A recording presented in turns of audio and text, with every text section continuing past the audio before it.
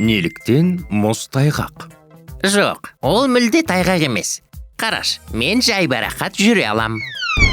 О, абай бол. Бұрын мұздың бетінде үйкеліс нәтижесінде жұқа сұйық су қабаты пайда болады деп есептелетін. Алайда ғалымдар жүргізген зерттеулер мұздың беті толықтай суға айналмайтынын көрсетті.